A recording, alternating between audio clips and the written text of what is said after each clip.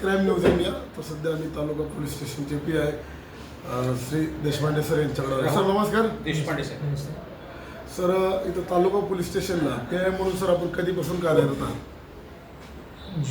जुलै 2024 पासून. जुलै 2024 पासून सर इथं तुम्ही कार्यरत. तर 2024 पासून इथं कार्यरत असल्यापासून तालुक्याचा प्रामुख्यानं म्हणजे क्राईमच्या अनुषंगाने की इथं कशा पद्धतीनं क्राईम घडतो किंवा चोरी असेल बाकीच्या गोष्टीचा कसा आढावा घेतलेला आहे सर? आपल्या पोलीस स्टेशनच्या अंतर्गत महत्त्वाचा इश्यू आहे रस्ते अपघाताचा. रस्ते अपघाताचं प्रमाण जास्त आहे. हायवे मुख्य जो आपला आहे हैदराबादला जाणारा तो त्या हायवेवरती पुणे हायवेवरती प्राणांतिक अपघाताचं प्रमाण आहे. त्याशिवाय इतर पण खेड्यापाड्यामध्ये थोड्याफार प्रमाणात आहे. मुख्य रस्ते जाणारे आपल्या हद्दीतून जाणार आहे, जसं की हैदराबादला जाणार आहे, पुण्याला जाणार आहे, तुळजापूरला जाणार आहे, बार्शीला जाणार आहे, विजापूरला जाणार आहे. हायवे आहेत मोठ्या प्रमाणात. त्याच्यामुळे अपघाताचं प्रमाण थोडंसं जास्त आहे. त्याशिवाय ज्या छोट्या चोऱ्या आहेत त्याचं पण प्रमाण आहे. इतर ज्या प्रॉपर्टी ऑफेन्सेस आहेत त्याच्यामध्ये आपण बऱ्यापैकी यश संपादन केलेलं आहे. आपलं डिटेक्शन चांगलं आहे.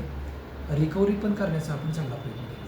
सर 2024-25 या दरम्यान सर मागील सरासरी 2023-24 ह्याच्यापासून ते 2024-25 या कालावधीमध्ये जे गुन्ह्यांचं प्रमाण आहे कशा पद्धतीनं आहे, कमी झालं आहे का वाढ झाली? त्याच्यामुळे चोऱ्यामध्ये थोड्याशा प्रमाणात वाढ झाली, पण बॉडी ऑफेन्सेसमध्ये माननीय SP सरांच्या आणि ॲडिशनल सर SDPO सर आहेत त्यांच्या मार्गदर्शनाखाली आपण चांगल्या प्रभावी प्रतिबंधक कारवाई केलेली आहे. आणि बाकी सगळ्याच गोष्टींच्यावरती अवैध व्यवसायांच्यावरती वगैरे गेल्या वर्षीच्यापेक्षा तुलनेमध्ये ह्या वर्षी आपण चांगल्या प्रकारे कारवाई केलेली आहे आणि प्रतिबंधक कारवाई पण मोठ्या प्रमाणावरती केलेली आहे. त्याच्यामुळे प्रॉपर्टी ऑफेन्सेसमध्ये बॉडी ऑफेन्सेसमध्ये घट आहे. प्रॉपर्टी ऑफेन्समध्ये चोरीमध्ये थोडीशी वाढ आहे, परंतु डिटेक्शन पण आपण चांगल्या प्रकारे. सर उपाययोजना त्याच्यावर काय काय केलं सर? त्याच्यासाठी पेट्रोलिंग आपण केलेली आहे. SP सरांनी लॉ एन्फोर्समेंट नावाचं ॲप्लिकेशन केलेलं आहे.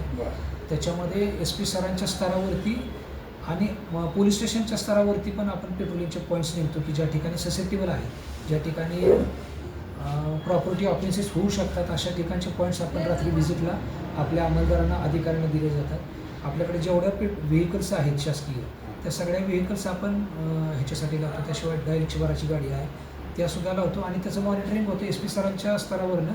त्याशिवाय आपल्या पोलीस स्टेशनच्या स्तरावरनं पण होतं आणि अतिरिक्त म्हणून SP सरांनी SDPO सरांच्या स्तरावरती सुद्धा त्याच्यावरती सुपरविजन ठेवलेलं आहे. त्याच्यामुळे प्रभावी पेट्रोलिंग हे केलेलं आहे. त्याशिवाय प्रतिबंधक कारवाया पण आहेत. आता शाळा कॉलेज वगैरे आहे येतात तुमच्या हद्दीमध्ये, त्याच्याविषयी काय दामिनी पथक वगैरे असे काय नेमलेत का?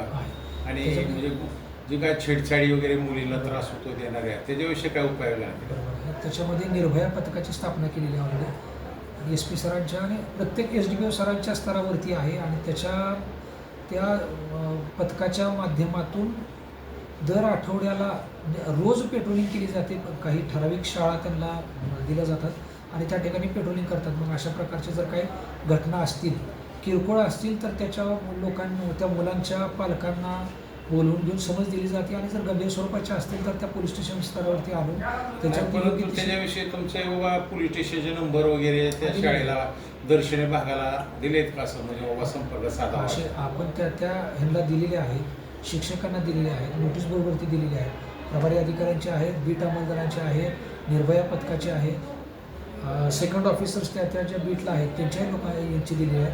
त्याशिवाय आपल्या महिला अधिकारी आहेत त्यांचे पण नंबर दिलेले आहेत. निर्भय पथकातून आतापर्यंत कितीवर म्हणजे कारवाया वगैरे झाल्या? आता निर्भया पथकाचा डाटा सकाळी SDPO सरांच्या स्तरावरती मॉनिटर केला जातो, माझ्या स्तरावरती नाही, परंतु कारवाई चांगली आहे आपली त्याच्यामध्ये.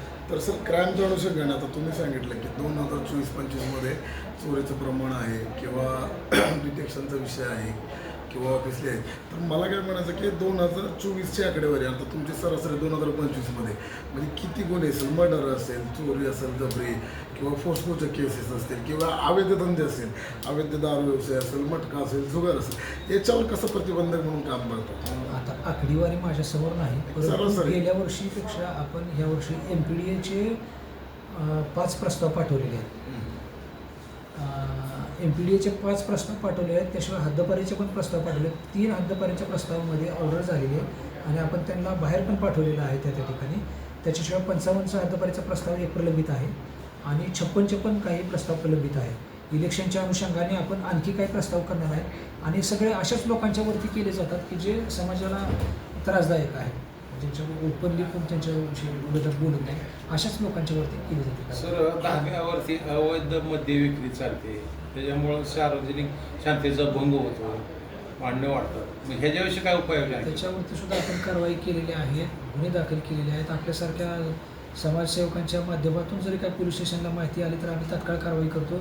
आमची स्वतःची गोपनीय यंत्रणा आहे, पोलीस पाटील आहेत, त्यांच्या माध्यमातून माहिती काढून कारवाई केली जाते आणि त्यांच्यावरती 93च्या पण कारवाई आपण ह्यावर्षी गेल्या वर्षीपेक्षा जास्त केलेली आहे. ऑर्केस्ट्रा तुम्ही आल्यापासून 1 वर्षाच्या कालावधीमध्ये किती मर्डरचे केसेस म्हणजे मर्डर झाले, गंभीर स्वरूपाचे किती गुन्हे दाखल झाले, त्याच्यावर आता त्याची आकडेवारी माझ्यासमोर नाही. सरासरी विचारलं.